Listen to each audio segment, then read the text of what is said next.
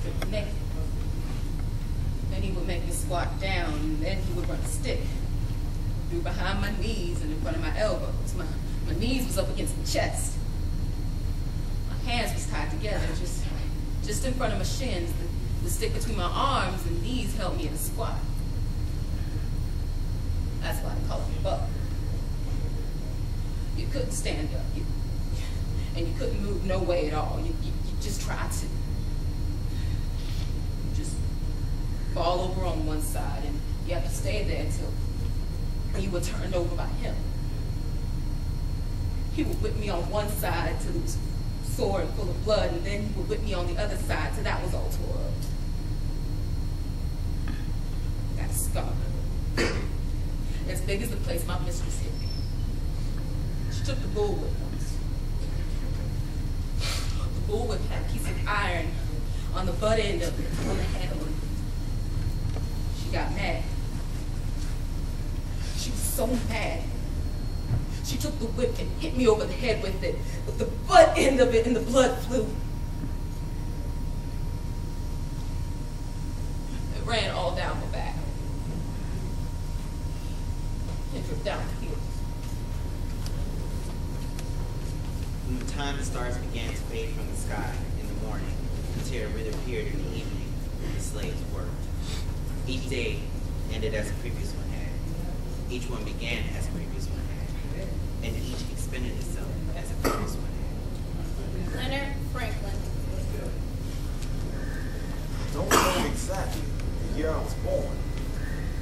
My father always tell me I was born since the Civil War. And they always tell me my birthday is. I am 70 years old. It will be in January. The 18th of January. They didn't kill niggas back then. Not in slavery time. Not around where my folks were. The nigger was money. Slaves were property. They paid good money to get them and money to keep them, and they couldn't afford to kill them up. Now when they couldn't manage them, they sold them. Got their money out.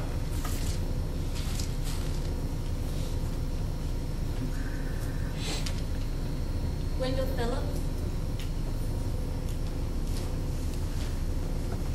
With a slave fight, if any man asks you, tell him no. But if anyone asks you, will a Negro fight, say yes.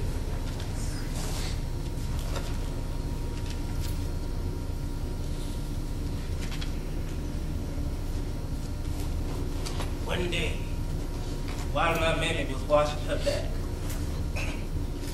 my sister noticed her ugly, disfigured scars. Inquiring about, we found, much to our amazement, that when our mammy relatives of the now gone, if not forgotten slave. This was the first reference to her misery days that she had ever made in my presence. Of course, we all thought she was telling us a big story. We all made fun of her. But her eyes flashed. She stopped me. She straightened her back, reached for the old smelly black widow, hung behind the kitchen door, bowed us to strip down to our waist. My little mammy with the bit off her back struck each of us as hard as she ever could. Each stroke drew blood from our backs. Now, she said to us, you have a taste of the slavery days.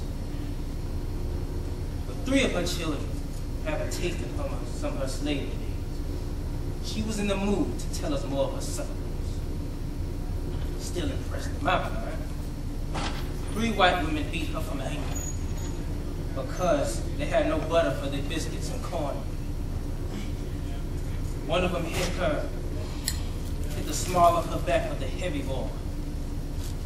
After her back was broken, she was placed on the auction block so master could see if she was worth anything. One man bid $1,700 after putting 2 of her dirty fingers in her mouth to see her teeth. She bit him, and he wanted to honor so she can punish her. Thinking this bid was official, he unstrapped his button to whip her, but her master saved her by declaring the bid unofficial. At this auction, her sister was sold for $1,900 and never seen again. From the time the stars began to fade into the sky in the morning until they reappeared in the evening, the slaves worked. Each day ended as the previous one had. Each one began as the previous one had. And each expended itself as the previous one had. This is Dr. George Washington Butler. My parents were slaves and served a master not wealthy enough to adequately provide for their comforts. And as a child, I became the slave of Mars, Dickie Buckner. We were nearly the same age. I cared for his clothing, polished his boots, put away his toys, and was his playmate and companion, as well as his slave. And Negro youths are especially subject to propaganda for their home influences, to say, at least, negative. Their opportunities limited, their education neglected, and they are aroused by the meddling influence of the vote-getter and the traitor. I would in God that their eyes might be open to the light, receivers of emancipation from slavery and enjoyers of emancipation from sin through the sacrifice of Abraham Lincoln and Jesus Christ. Why should not the Negroes be exalted and happy? Why should not the Negroes be exalted and happy? Why should not the Negroes Why should not the Negroes be exalted Why and should not the happy? Negroes be exalted and happy? From the time the stars began to fade from the sky in the morning until they reappeared in the evening, the slaves worked. Each day ended as the previous one had. Each one began as the previous one had. And each expended itself as the previous one had.